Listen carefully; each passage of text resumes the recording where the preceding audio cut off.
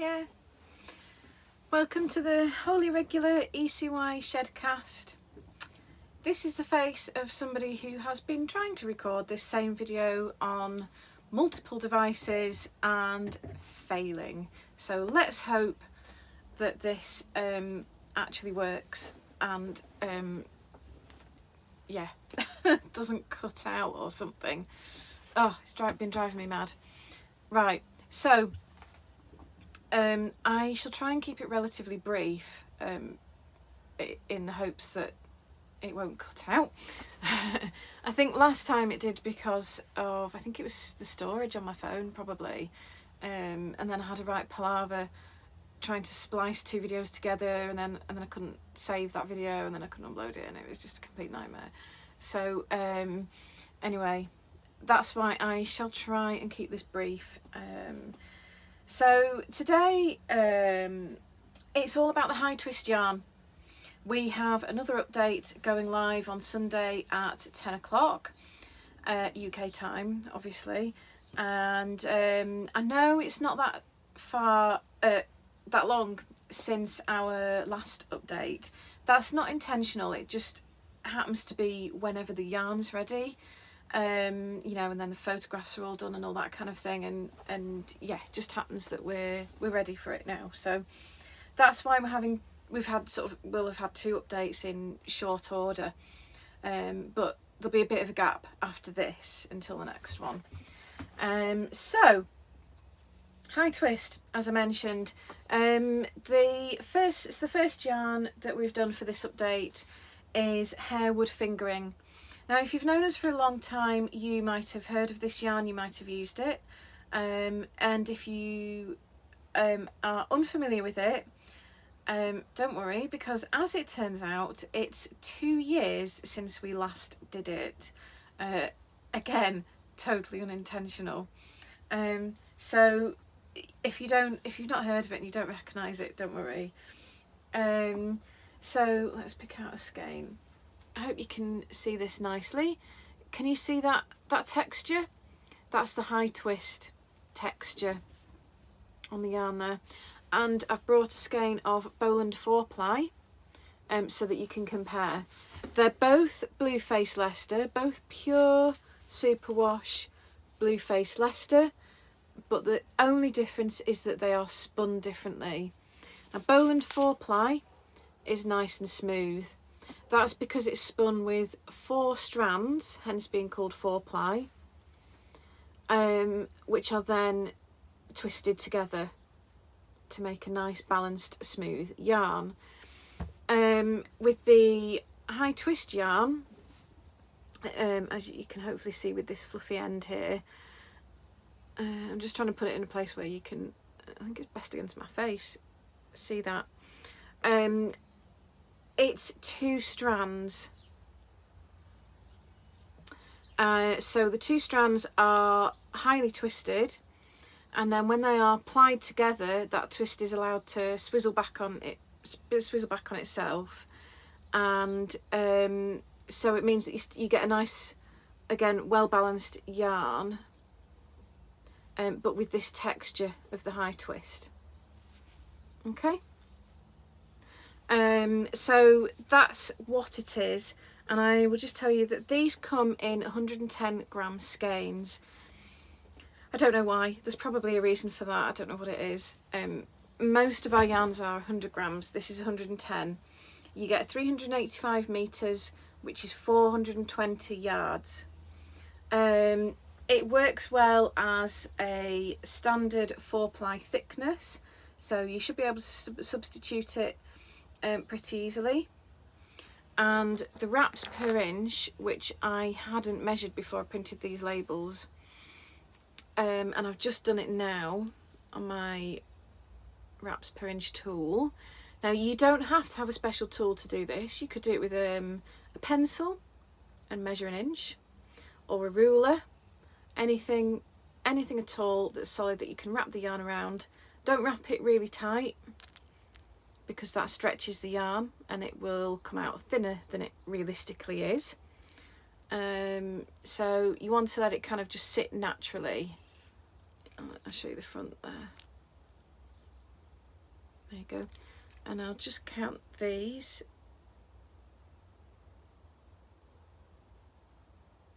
I've got 17 wraps per inch here. So that's fairly fine, but you tend to find with natural fibres, particularly lustrous ones like Blueface Leicester, they come up quite fine. That's just the way they are. If this was sort of an acrylic counterpart, you would get a lot fewer wraps per inch because it would be trapping more air between the fibres. So that's just sort of natural fibres, unless they're very fuzzy and trapping lots of air, and then they'll sort of appear thicker. They tend to be fine. You see, I've got written on here 14 wraps per inch is fingering weight, or 4-ply weight as we might call it, but all of ours tend to come out at 16 to 18. And you know, when I think about what I've got in my stash, it'll all be the same from other dyers as well.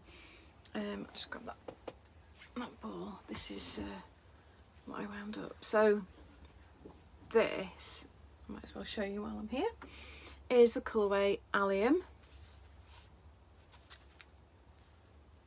Hope you can see that nicely. It's a mix of dusky pinks and purples with some brown mixed in.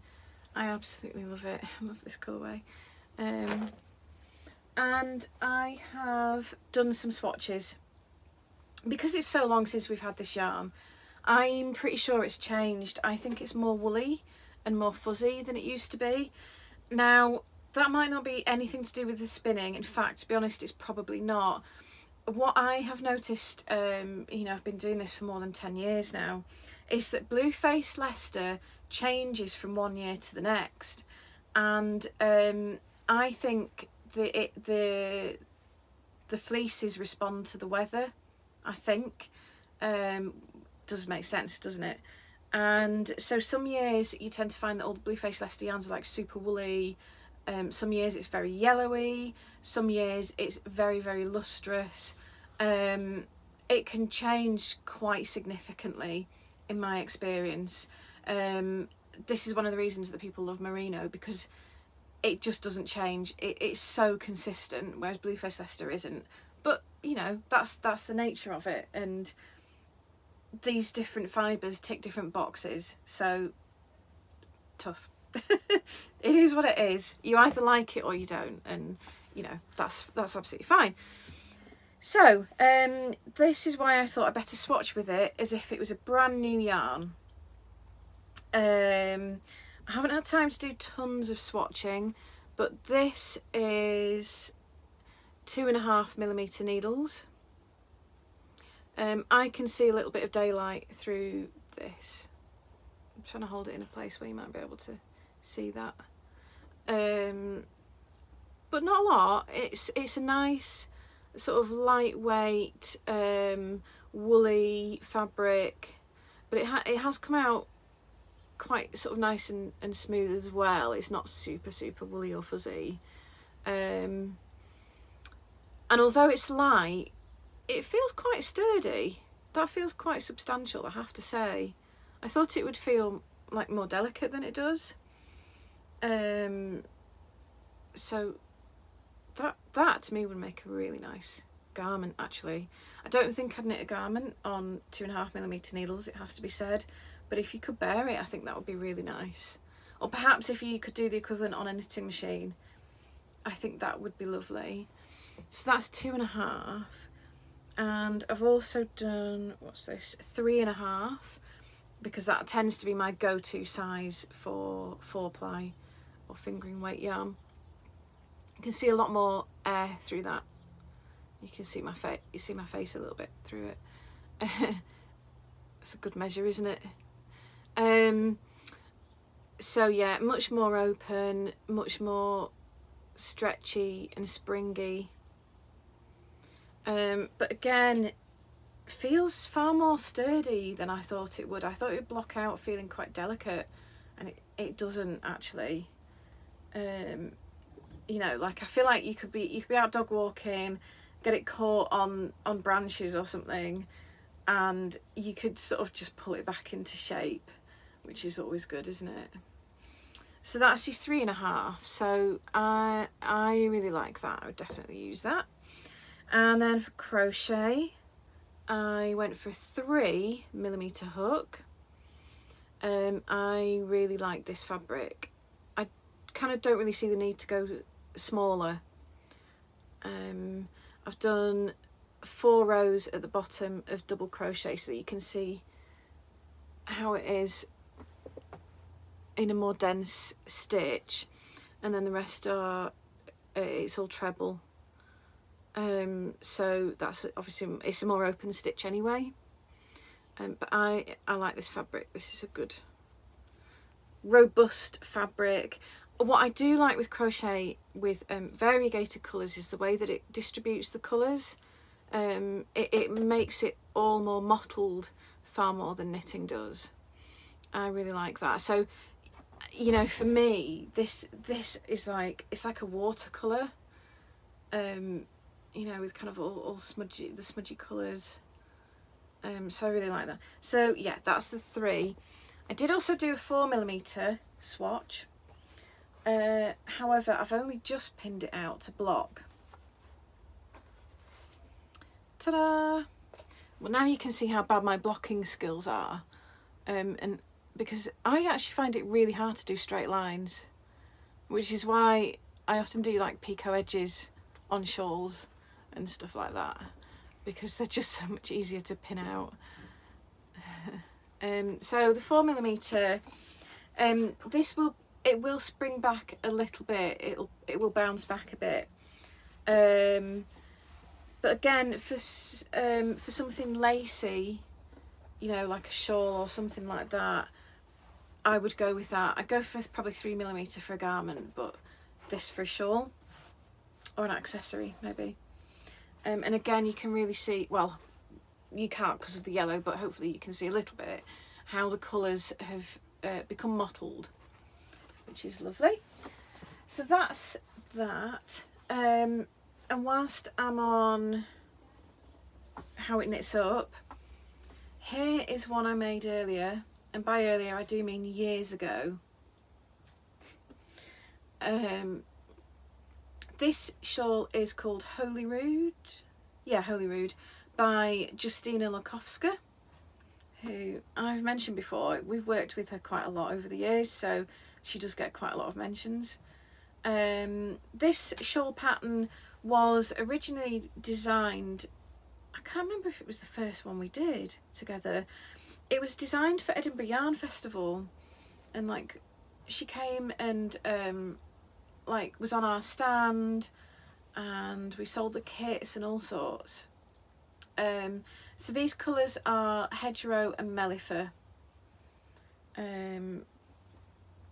So yeah, I made this shawl, I think, whilst I was recovering from coming out of hospital with my back, and I knitted it somehow really quickly. I think the morphine might have helped. I think it might have just made all the garter stitch go a bit quicker. So it was actually, I found this a really quick knit, but circumstances were rather unusual, and it's absolutely enormous. I remember we had to we've got a dining room table, we've actually still got the same one, and it wasn't big enough, so I had to go and get one of the trestle tables. Well, I say that I sent my helpful other half to go and get a trestle table in and line it up next to the dining room table so that I could pin this out, because it was so big. It is enormous, but it wraps really nicely. If I can do that. I'm not going to keep it on because it's actually really warm today. But if it was a little bit colder, I'd be wearing that like that. And oh look, spiky edges, which are nice and easy to block. So this just takes 2 skeins, I think. I'm pretty sure it was 2 skeins. And I've dyed these colours again. Mellifer actually matches pretty well so that's not changed much over the years. Hedgerow has definitely got more green over the years, it has to be said. I liked the brownie version actually, but you know, it's just what happens. The colours kind of gradually change and morph, and I've probably got something else that's more like that has a different name now. But these still work really beautifully together anyway. So that's those two, and that's why I've dyed those. But obviously there's loads of other colour combinations that you could choose. And there's loads of other patterns you could choose, you know. That's just literally one example. So that takes me really nicely onto colour combinations, I think. So I've dyed a lot of yarn for this update. So let's just have a quick look. I've done Tide. That came out really nice on this base. Actually, that matches my hair. My hair's not really meant to be this colour. I'm trying to get it to go purple and it's just not having it. But I like the turquoise, so yeah. Anyway, I've accidentally dyed yarn to match my hair. This is Whirlpool. It's a sister colour to Tide. So that obviously they're a really good match. I've done Charcoal. And let's just put these on here. You've seen Thunder. And you've seen Allium. Actually, they go together as well. They're sort of matchy-matchy. But you could do, ooh, how about that? Charcoal with Allium. Oh, yes. Yeah, I like that. I've done a colourway called Summer Solstice, which some of you will have seen on social media. It's a seasonal special, as you might imagine. That's really fun to make. So obviously I've got this, but I'll probably do it maybe once or twice more for this season. We have Buttercup. Again, very summery, sort of blend of yellows and greens, soft ones though. What have we got under here? Geum. It is named after a specific geum, which isn't the main one I have in my garden, but I do actually have this one growing. I think it's called Mai Tai or Mai Tai, probably. So if I can persuade it to flower, I shall get pictures of this with the flowers. What else do we have? Mountain Hare and Barn Door, just perfect together, aren't they? What else? What have we got buried under here? Oh, what's that? Oh, that's Mellifera and Hedgerow, which I've already shown you. So what have we got? 4, 7. Is that right? Problem is, I've just come in here and literally dumped all of the yarn all over the desks, which means that I've got to dig around and try to remember what I did. I think that's all of them. Right, so I've got these piled in front of me. So, Mountain Hare with Mellifera. Mountain Hare, Mellifera and Hedgerow. What else could we do? We could do Mountain Hare with Whirlpool. Ooh, yes. Let's see what else Barn Door goes with. It goes, oh, what about Thunder? Oh, yes. Barn Door with Thunder. Barn Door with Charcoal. Yes, that's lovely. Oh, I'll tell you what about Allium with Geum? That's lovely. Ooh. Allium, Geum and Mountain Hare.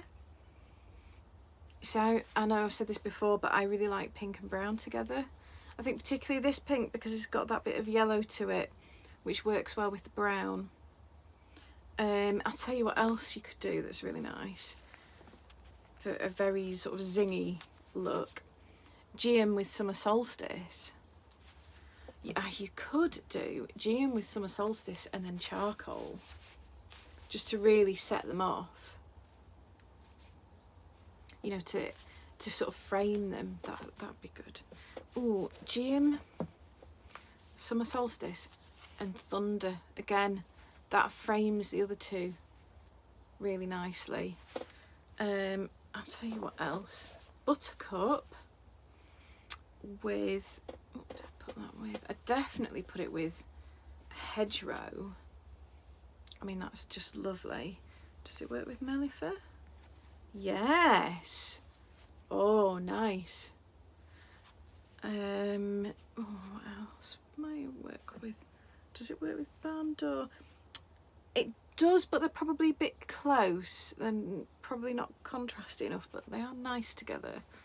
Again with charcoal. You just can't go wrong with charcoal, if I'm honest. You could do Buttercup and Tide. That's a good amount of contrast.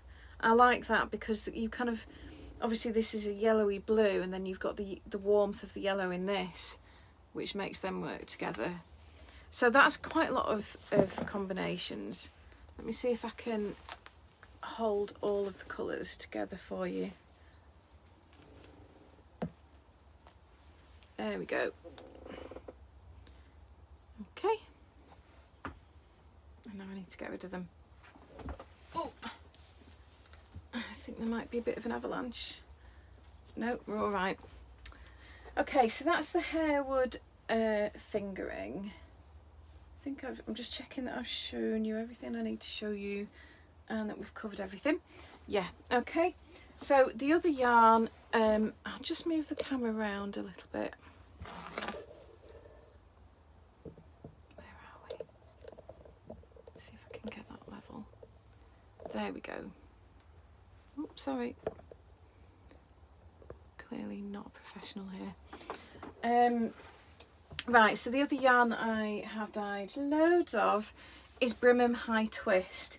So again, it's high twist, so it's spun in the same way as the Harewood. It's 2 strands, spun tightly, and then allowed to swizzle back around each other, which creates this gorgeous texture. I've brought, there it is, disguised. I wonder if I've got a similar colour. Yes, I have. So this is Brimham 4-ply, just the normal Brimham 4-ply. You can see it's nice and smooth, and that's 4 strands twisted together, so it's literally a 4-ply, a true 4-ply. Whereas Brimham High Twist has got this lovely high twist texture that I've mentioned. Okay, so we're all about the high twist at the moment, well, for this update. It's just nice to have a different texture, that's all.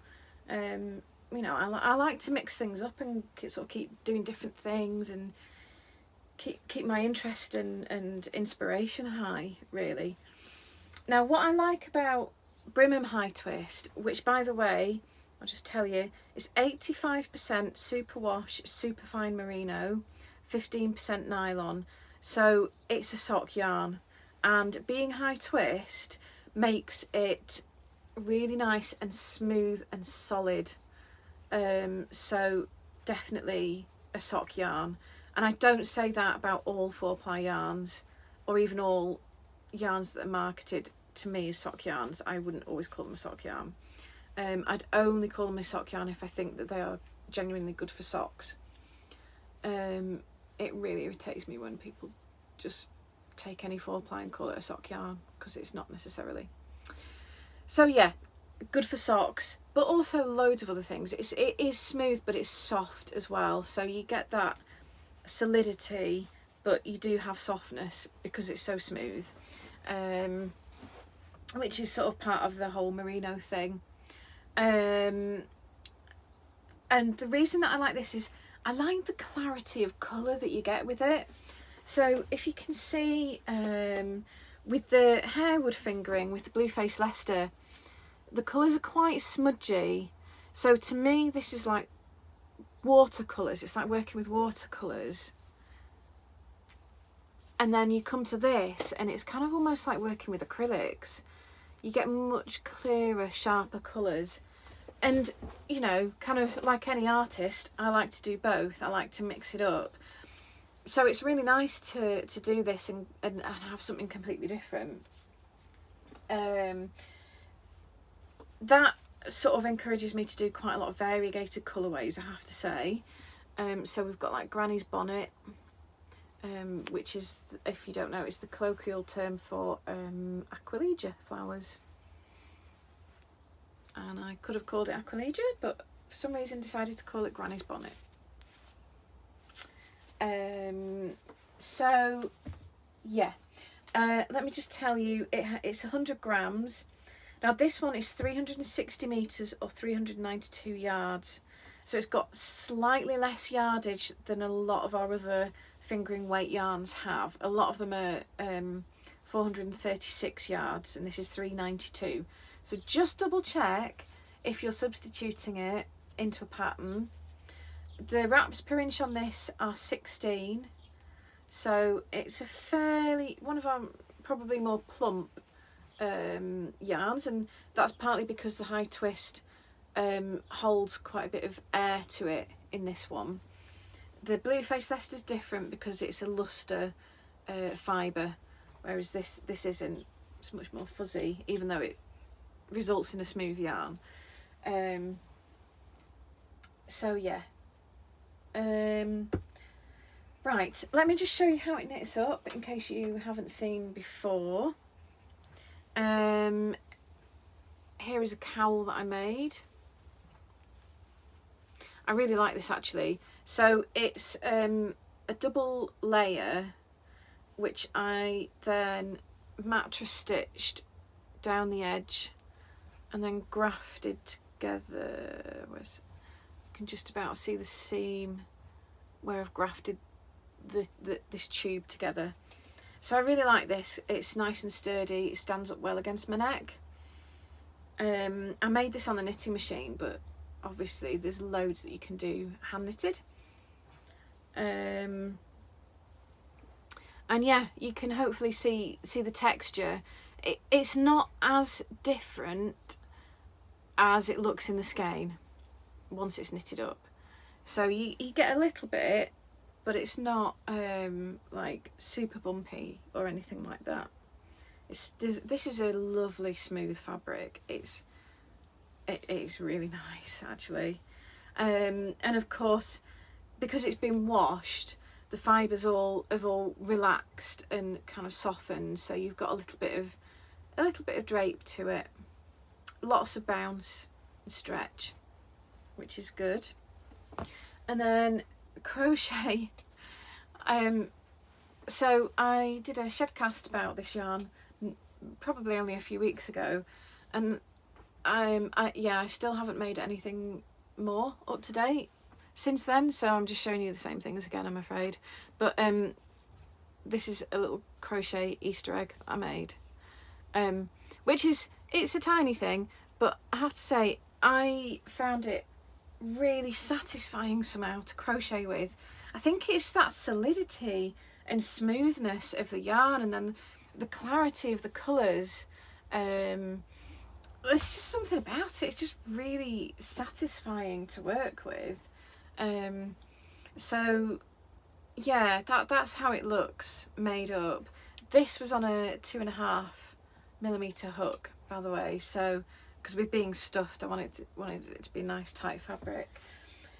I think, oh, I'll just tell you, I have done minis as well, which are back here.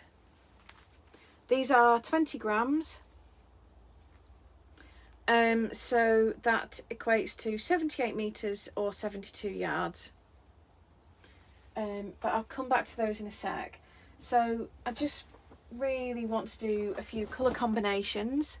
While I'm here, I'll just turn the camera. I'm just thinking, what's the best way to do it so I'm not looking away from you the whole time. Just turn the camera a little bit. Let's start with Granny's Bonnet because it's the nearest. So I've done Granny's Bonnet. red goosefoot, sweet pea. They're nice together. That, I mean, that'd be a nice fade actually, wouldn't it? I'm wondering if there's anything else that you could put with it. Oh, I did actually do geum as well. So that's a sort of foreskin fade that you could do if you wanted.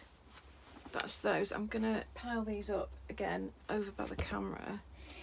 I've done a couple of garden birds. We have sparrow, which is sort of a soft blend of neutrals, and then it's probably hard to see them, just little speckles of like a gingery colour. So that's my first garden bird, and my second one is blue tip. I did an illustration of a blue tit as well, so I might post that on the product listing for it. So yeah, a couple of garden birds for you there. There is twig, sort of a goldy colour, or coppery maybe. A few bluey sort of shades. I've done chroma pea. I've talked about chroma pea before, so I won't go into great detail, but basically just based on just a really nice gorgeous visit that we had there, and yeah, I was just struck by all the colours on the pier. This batch has come out darker than it usually does, so if you like it, go for it, because it might never look like this again. This one's a bit more colourful, so you can see the colours a bit better in that one. I will try and do it that dark again, but you just never know with the variegated ones how they'll come out. So that's chroma pea. Don't have much space over there. Campanula. Bit of artistic license on that one, because campanulas aren't really quite that colour. But anyway, let's not tell anyone, eh? Tarn, which is a lovely dark blue. It goes well with those previous two. We have bark. Oh no, it's oak. Oh, get with the plot. Oak, Dungeon, and then I've got, let's check, hyssop and charcoal. So hyssop is this soft, in fact if I hold it here you can see it a bit better, bluey, greeny, grey ish, and charcoal is charcoal. I didn't actually realise I've done it twice in one update, but it doesn't really matter. So let me show you a few together. These are chroma pea, campanula and tarn, which I think look lovely together. Oh, and you could put oak with those. Oh yes, just trying to decide which side I put it on. Oh, there we go. So that's oak, chroma pea, campanula and tarn. Don't get my yarns mixed up. Oh, sparrow. Yes, that's nice as well. Oh. Yep. So that's that lot. What else have we got? Twig, which I think looks really nice. Well, it looks nice with oak. Yeah. But also charcoal. Ooh. Neutrals-ish. I do like a palette of neutrals. Or slate. Or all four. That's so nice. You could pop a blue in there actually. If I can organise. Oh, if I can hold those up. You could pop a blue in. Oh, that's lovely. What does the pale blue? Oh, look at that. If I can hold them up without dropping them all. So that's with campanula, oak, twig, charcoal and hyssop. Really hope you can see those. They're really nice together. What else have we got? And then over here I've got actually these are all sort of summery colours. So there's the ones I showed you first, but we've got blue tip. So you could use like blue tip with tan and charcoal. That looks really cool. I like that. Red goose foot. So obviously it goes with the peachy pinky colours, but again, really nice with charcoal. Does it work with oak? Yes, that's nice. What about twig? No, not sure about that. I don't know, what do you think? Not sure about that one. Let's look at hyssop. Again, sort of yes, but there's probably better things that you could pick. I wonder if that works at all. That's better, but again, yeah, there's probably better things that you could pick. So yeah, I think that's all of them covered. I'll just go back to those from the beginning. They're the sort of peachy, pinky, coloury shades. So there's those, but there's also all the mini skeins, which, yeah, you can just see. Let's just turn the camera a bit. There you go. I can't turn it too far because over on that side of the room is all the mess, and I can't let you see that. So we have Antique Rose. Again, I'm going to just pile these up quickly. Wild Raspberry. This one is Bark. Slate. Daffodil. Oh, there it is. Thunder. And Coppice. Okay, so for a change, I actually did try to do colours that go together. I don't normally. Like, if it happens, it happens, and if it doesn't, it doesn't. So the only one that probably sticks out a bit is Daffodil. Although I do like Daffodil with Thunder, I have to say, or with Slate. But yeah, I kind of, actually the Coppice, is that Coppice? Yeah, the Coppice has got more green than it used to be. It used to be a bit more browny. So I thought it would fit in with these better than it does. Kind of sticks out a little bit, but it does go well with the Daffodil. But we've got a Slate. So I have designed these so that if you want them to put them together, you can do. Okay, so Slate, Antique Rose, Wild Raspberry, Bark and Thunder. And it's just 5 random colours that I thought looked really nice together. You don't have to have 5. You could do 4. You could do, hang on, organise myself. You could do 3. You could have Slate, Bark and Thunder. That's really nice, isn't it? Or just a couple. Or you could go for sort of zingy colours. Ooh, I like that actually. Pinks and yellow. Would you have pink, yellows and greens for really sort of summery vibe? That's nice. Or you could do just the pinks and bark. Oh, I love that. So there's loads of options there. And of course, once you start adding those to a full-size skein, then the possibilities are just endless. So I'm not going to go through all of them, obviously. If you're struggling to decide, what I would say is either settle on the minis that you really, really want. So say it's these 4, then pick your main colour to go with them. Okay, so you might go, I don't want it very contrasty, so I'm going to put oak in. Or I want contrast, but I don't want it to take away from the minis, so I'm going to go for charcoal. Or you might say, yeah, actually I want something a bit brighter and go for Tarn. Or you might want to go much brighter and go for Tide. Oh, just gorgeous. Or go soft colours and pick Barn Door. So, and you've got Whirlpool. That's really pretty, isn't it? If you don't want to go too dark.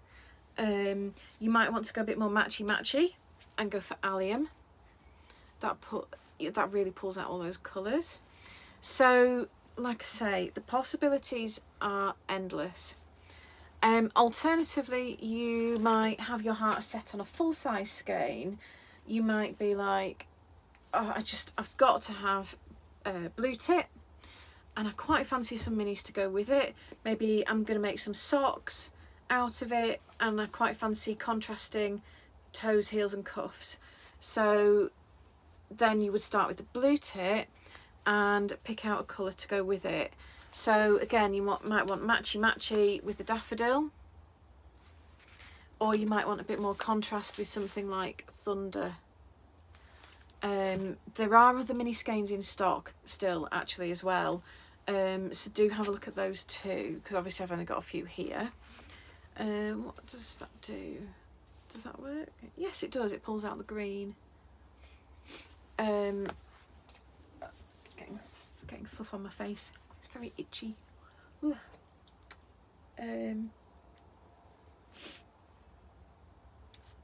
else have we got?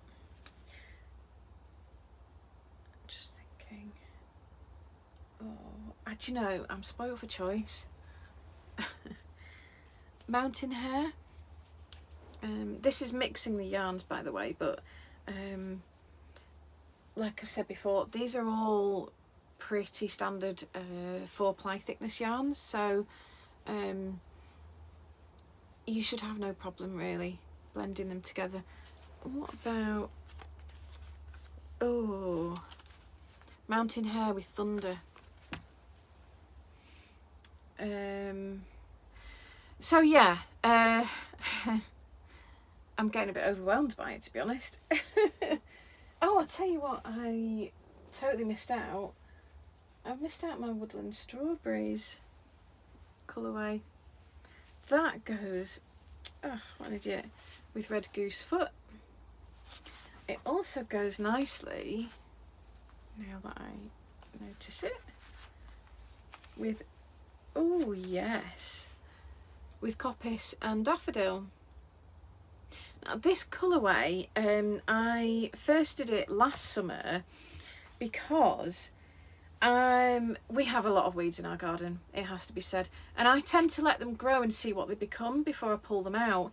And I was really glad that I did that, because a whole bunch of what looked like weeds near our back door, it turned out to be strawberries. I couldn't believe it. So we just had like strawberries growing up from the cracks in the pavement all around the back door. We've had it all tidied and kind of like pointed and bricked up, so there are no strawberries yet this year, but I have seen some leaves coming through. But I just thought, wouldn't it be nice to have a really summery colourway where, so I envision like a pair of lacy socks or something like that in this colourway, where you just get the little spots of strawberry pink, and then you get the gentle dapples of the green, and there's actually a little bit of yellow in there as well because of the pollen in the flowers, because obviously we get the flowers as well as the fruit. So that's that colourway. I kind of feel like it's a bit unusual for us, but I don't know, maybe it's not at all, but it kind of feels a bit different to me. So yeah, that's why I've done that again this summer.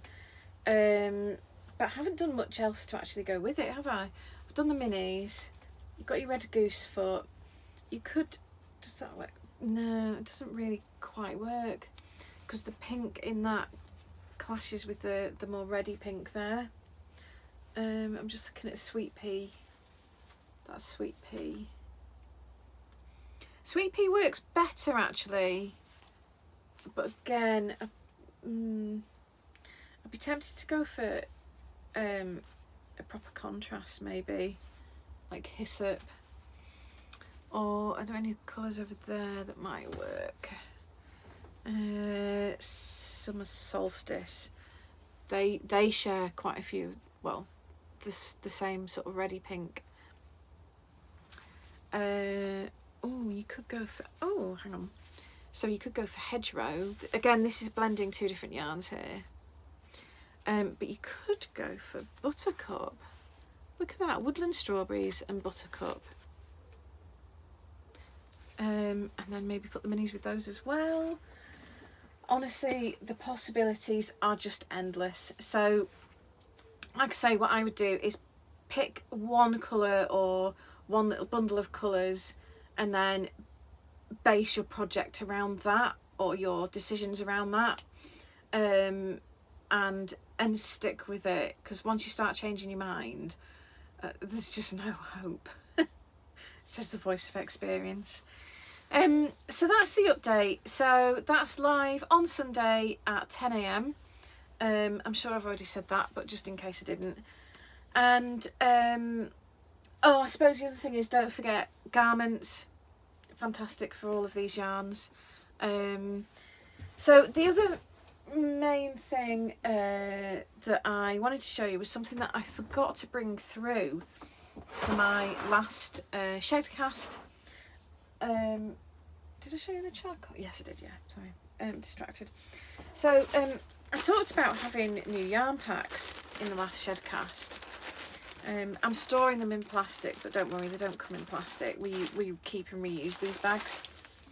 They're the bags that the Milburn comes in, and unfortunately it's the only plastic sort of remaining that we still get and use, and it drives me mad, but I haven't yet found a way around it, because the Milburn, it needs to come in the bags of 10. Yeah, anyway, so we keep and reuse all of those plastic bags. They're polythene, so they are recyclable at least, but anyway, you won't get them in your order, not unless you order a 500 gram pack of Milburn, and then it will be in its original bag. They're quite a useful size though. So yarn packs, I mentioned them in the last Shedcast, but I forgot to bring them through, so I've brought them through and I can show you some. I won't just go through all of them because that's boring, isn't it? But here we have Snow Leopard, Thunder and Compost. And I'm going to put them away as I do this, otherwise we'll have utter chaos. So that's that one. I've done a set of greens. And these are for no specific project, just kind of whatever you fancy really. So you, yeah, like blankets, or I don't know, garments, colour block garments. You could make a wrap with that. There's all sorts that you could do. But we just find that people find it useful having these ready-made yarn packs, because it's just easier sometimes, isn't it, than having to trawl through the website and put the colours together. It sort of, that's okay, but sometimes actually you just need to be told, look, here's a set of greens, and it's like, actually, yeah, that's really nice, I'm going to go for that, and that's your decision made, isn't it? So that was a double knit one. I'll show you the 4-ply ones, or some of them. They're in different sizes as well, so some of them are only like 3 skeins and some of them are 6. We're going to do some 7 skein ones as well. I only haven't done because actually photographing these is very time consuming, and I've got a lot on at the moment, so they're on the to-do list. But look at that, that's gorgeous, isn't it?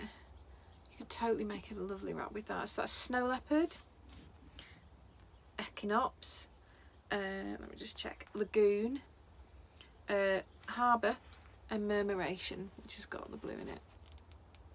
So that's those. So they, how many is that? That's 5. Yeah. But you could get a jumper out of that. I've got quite a lot of colour block, just boxy jumpers where I've just done like a block of each colour. And they're great for yarn packs and single skeins and stuff.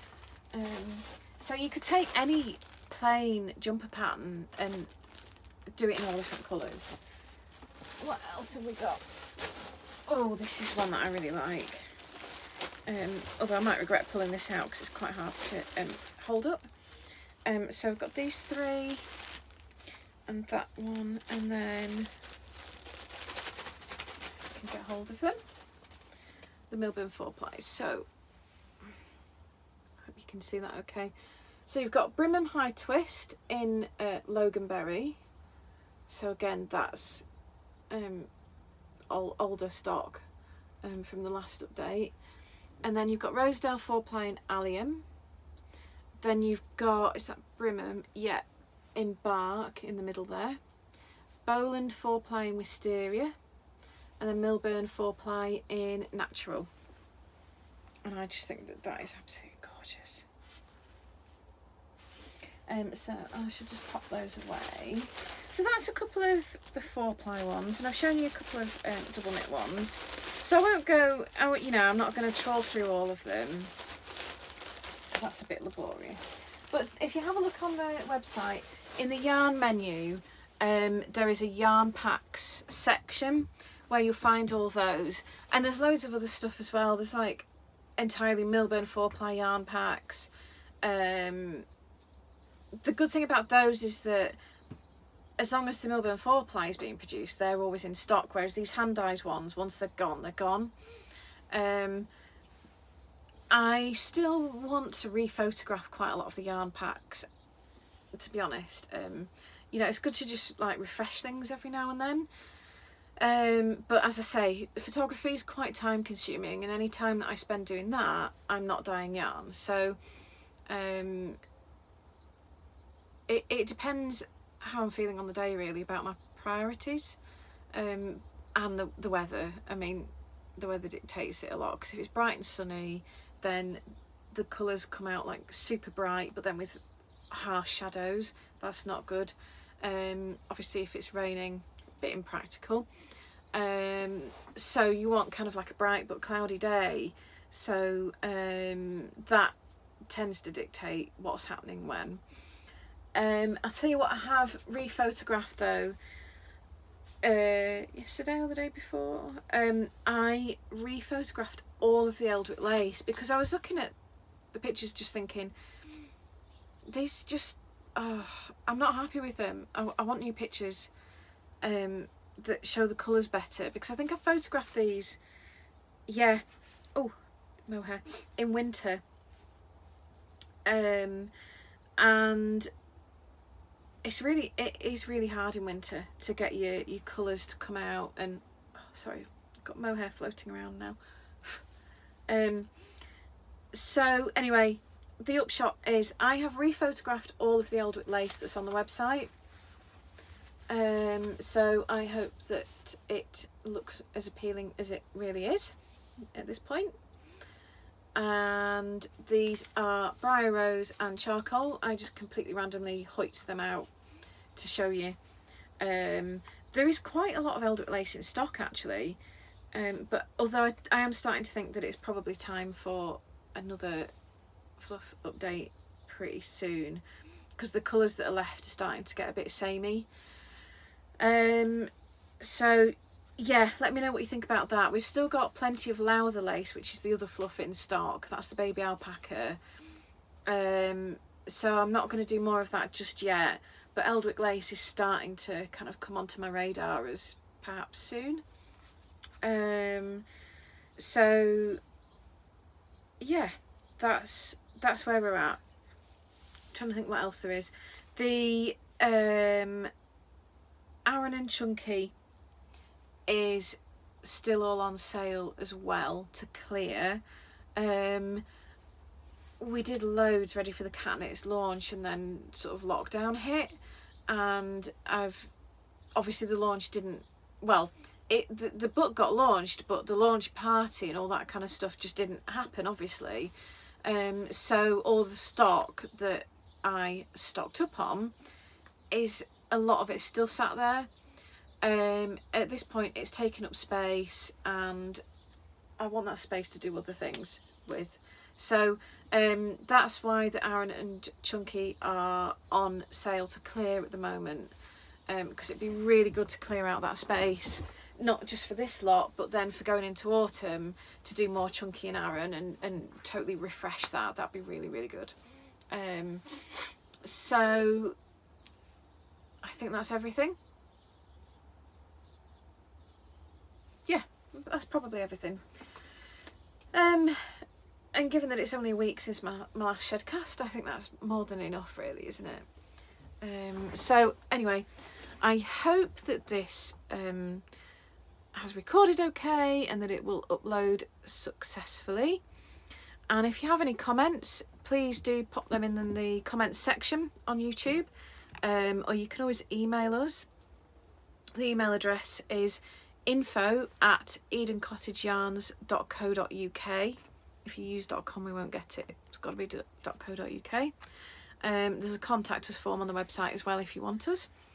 And hopefully see you for the update on Sunday at 10 AM, and I can't wait to see what colour combinations you come up with and what projects you do with these yarns. And yeah, it's just really exciting, and that kind of keeps me motivated and inspired to keep coming up with new things and to just keep going really. So thank you, and I'll see you soon. Bye.